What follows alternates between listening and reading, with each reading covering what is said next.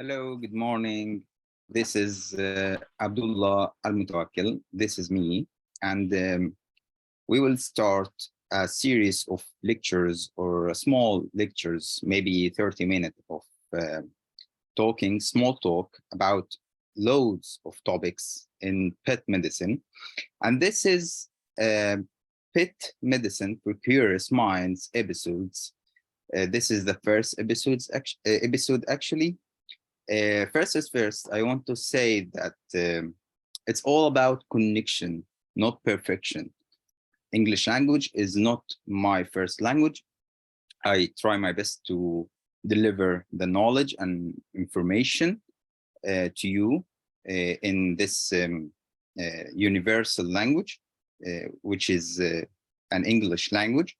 So please don't blame me if I do some mistake, or if I talk in a little bit weird accent, or a little bit weird incoherence, or lack of fluency in certain parts of this episode.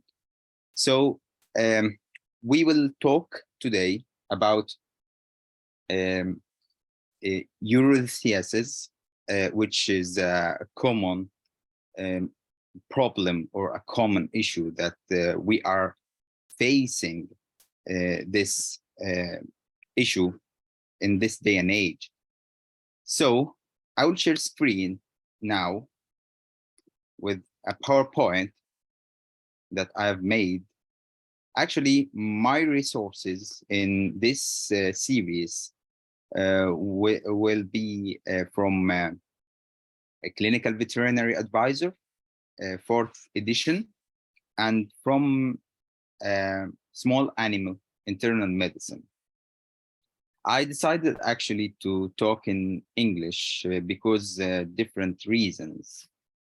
Firstly, some people, ordinary people in my country, try their best to replace the role of veterinarian and try to self-treat their pets, or maybe pets of their neighbors or their friends. So it's illegal to work as a veterinarian without being graduated from a veterinary school. So this is my choice or my decision in order to limit their access to different kinds of knowledge or different kinds of information related to pet medicine and treatment. Actually, the second reason, and the most important one, is that I want really to deliver the knowledge to a wide range of veterinarians around the world.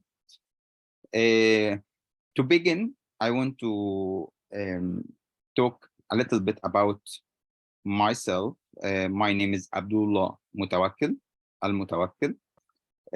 I've graduated in 2017 from a veterinary school in Alexandria University in Egypt. And I've achieved master degree in veterinary science this year. And also, I'm a candidate in National Examination Board in order to achieve Canadian board for veterinary science. And wish me the best, and let's start from now. Urolithiasis, actually, it is a common issue or common disease around the world. And I want to say also that it affects a wide range of cats, or many cats, yeah, especially male cats, and also male and female dogs.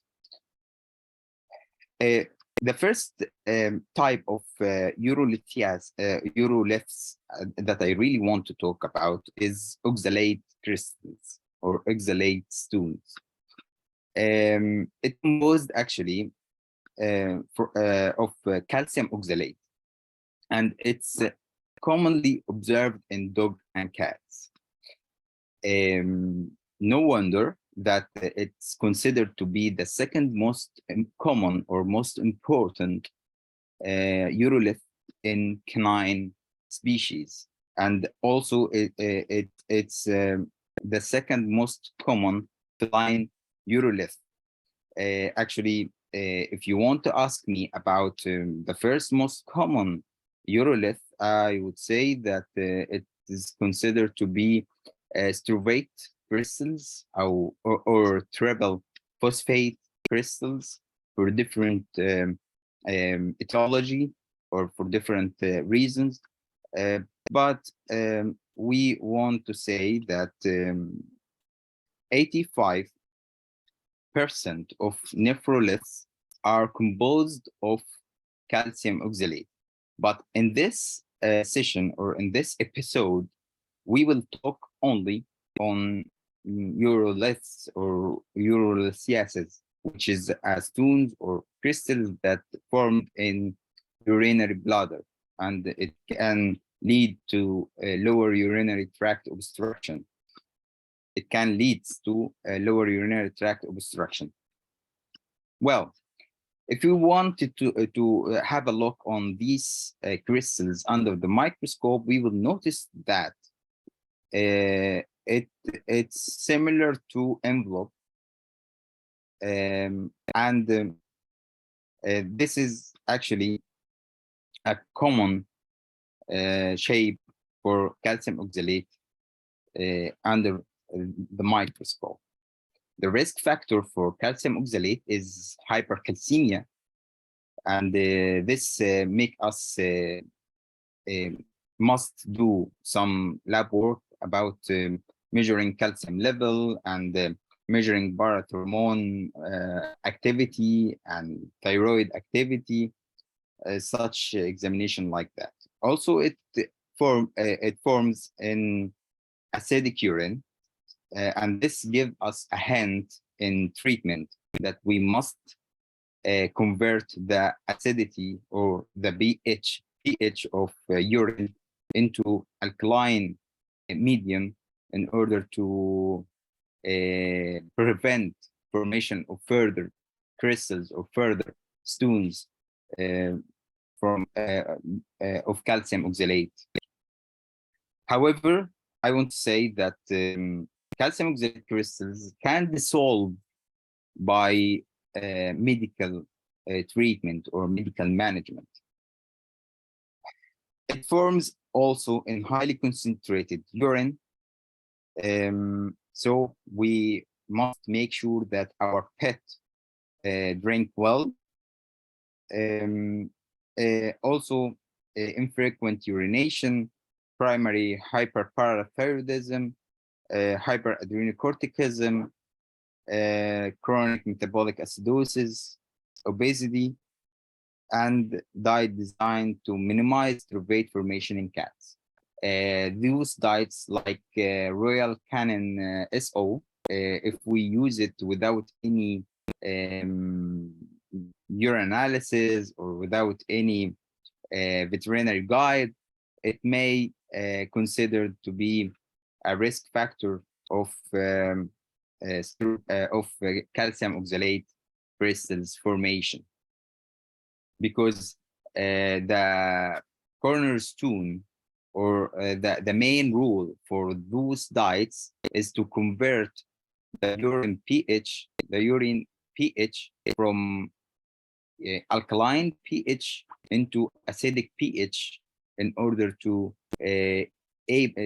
make those crystals able, like struvate crystals, able to dissolve and to relieve this issue. Okay, associated disorders with calcium oxalate crystals is feline lower urinary tract disease, which can obviously seen in male cats, lower urinary tract obstruction and obstruction of urethra. It also can lead to chronic kidney disease because of chronic damage of nephrons by those crystals, and hydronephrosis that can occur in fine urinary tract obstruction. It also considered to be a predisposing factor for urinary tract obstruction, urinary tract infection, and the recurrent infection of urinary bladder. Okay, for the clinical presentation, if we ask the owner about the symptoms or signs that he saw on his pets, he will tell you that, or he will tell us that he can observe hematuria in litter box of cat, or in the place that his dog is using to urinate, and which also considered to be drops of blood or blood urine on clinical observation or physical observation. Also, he will tell you that his pet unable to maintain or to establish a stable urine flow. He dripped a little bit of urine droplets, or a very scanty or small quantity of urine.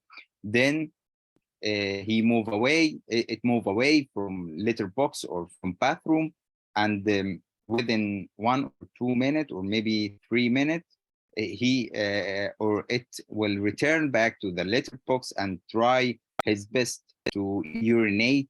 Maybe he can cry while urinate. He might cry while urinate, and while he urinate,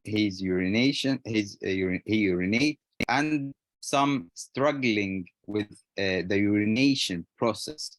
It may end up into dysuria, absence of urine flow, even with the numerous trials. Also, the owner might observe some systemic illness, like vomiting and depression, decreased food intake, or maybe anorexia, dehydration, signs of dehydration, may develop into polyuria and polydipsia, if concurrent hypercalcemia or chronic kidney disease or hyperadrenocorticism. Okay, physical examination finding. What you will see in your examination, on your examination table, we will find hematuria, inflammation of penis, painful urinary bladder palpation. You might palpate the urinary bladder like an orange or a big lemonade.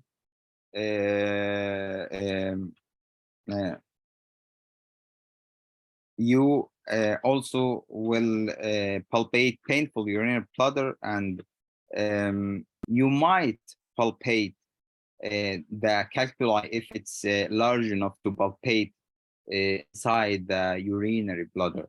You might find out that this pet suffers from painful kidney palpation if hydronephrosis or distension of renal pelvis by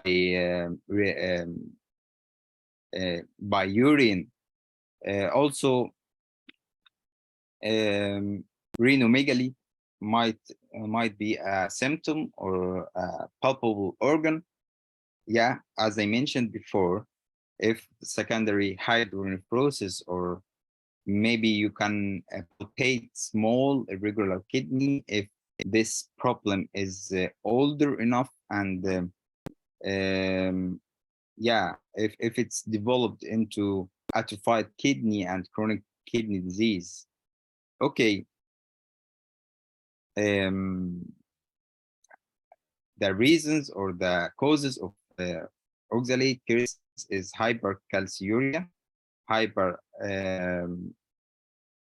oxaluria. Also, there is some there's also some substances that have the ability to prevent crystals to form or attach together in order to form stone, like hyaluronic acid or glucosamine glycan. Some of those substances, cat may suffer from deficiency of those substances, so it will affect on the ability of urinary system to prevent formation of those crystals. Well,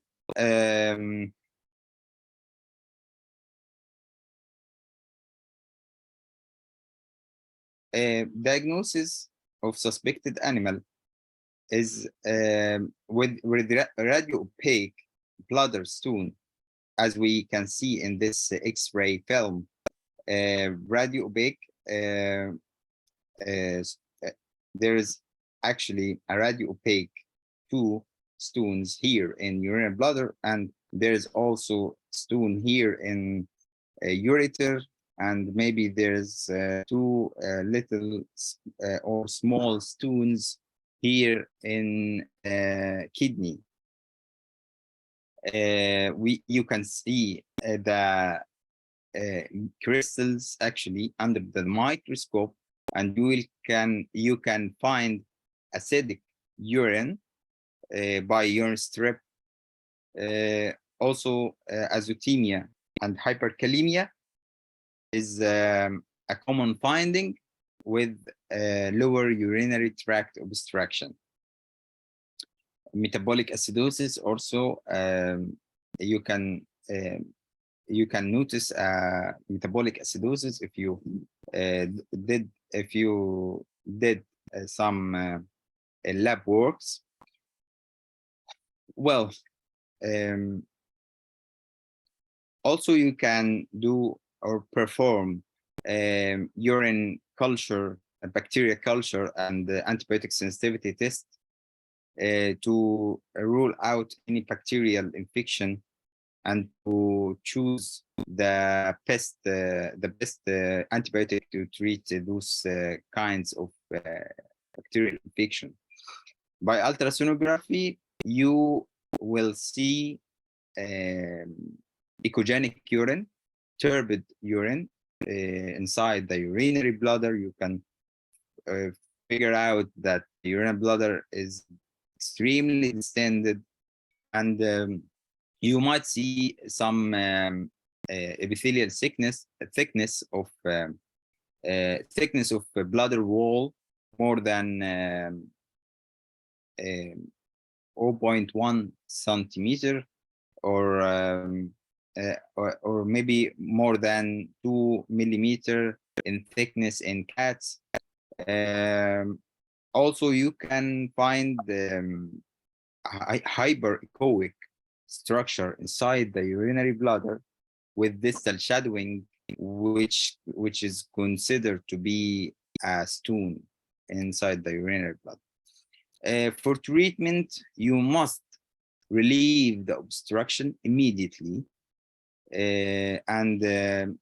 as I don't like to sound like a broken record, but as I mentioned before, calcium oxalate crystals cannot be dissolved with medical therapy, and uroliths in bladder or urethra should be removed mechanically by repulsion in cat and dogs, and by surgery, whatever, in cats or dogs. And you must educate the owner that it's a recurrent problem. He must follow a diet that that can convert the urine pH into alkaline diet, and you can use some alkalinizing agent like allopurinol to make the urine alkaline along the way. And you can use also antibiotic based on sensitivity test and culture if there is a secondary urinary tract infection. Also,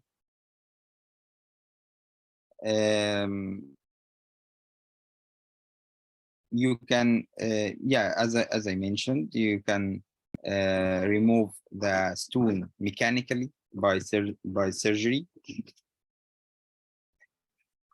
Also, you must identify the underlying disorders such as hyperadrenocorticism, hyperparathyroidism, any secondary disorder that can elevate the calcium level in blood. For cats with idiopathic hypercalcemia, we can use a high fiber diet. Also, there is a drug that can deal with hypercalcemia. I wrote it down here. Max 10 milligram, and the cat can respond with the 10 milligram per cat once weekly. Okay. We can use also alkalinizing agent for urine like potassium citrate. You can find potassium citrate in Urolith. It's a medicine that can deal with urate crystals and calcium oxalate crystals. It can convert the urine into an alkaline urine rather than being acidic. Also, avoid calcium-rich diets and foods with high calcium in oxalate, like green leafy vegetables like spinach, like lettuce, any kinds of food ingredients that have high oxalate in its leaves or in its components. Also, we can feed the pet by canned food, with canned food, and offer a sufficient and plenty amount of water every day, and make sure that the temperature of water is cool enough to attract your pet to drink. If you live in tropical or hot countries like Egypt, or as an example, you can also make his dry food wet enough by measuring a cup of dry food and a half cup of water, and mix them all together to make sure that the food that your pet drink is eat is wet enough. Well, possible complication is urinary tract obstruction. It's a serious and emergency situation which requires you to immediately relieve this obstruction by catheterization. It might lead to hydronephrosis, hydroureter, chronic kidney disease, urinary tract infection. Okay, this is all about calcium oxalate crystals. You must repeat your analysis every 2 weeks starting 2 weeks after removal of stone and initial of dietary changes until the pH of urine is 7 or 8, the specific gravity less than 1.025, no calcium oxalate crystals are found. This is your goal in treatment. If goals are not met, consider adding supplementary therapies, as I mean, for one of, as I mentioned before. Repeat abdominal radiography and urine analysis every 3 to 6 months, because this body have the ability or have the potential to form calcium oxalate in his later life, and this is a recurrent issue. So you have to make sure that this bit is under control. Prognosis, recurrency is common, as I mentioned, and long-term monitoring and care must be required. Nephrolithiasis may be associated with chronic kidney disease, so make sure that you the blood urea nitrogen and creatinine level, after resolving this problem and after relieving the obstruction by 24-hour or maybe 48-hour, is on its are on their optimum or within the reference range. Because if there is any azotemia after the relief of obstruction or after 24-hour of IV fluid therapy, it might be big alarm. Maybe it's a serious problem, because you are facing chronic kidney disease in this case. Okay.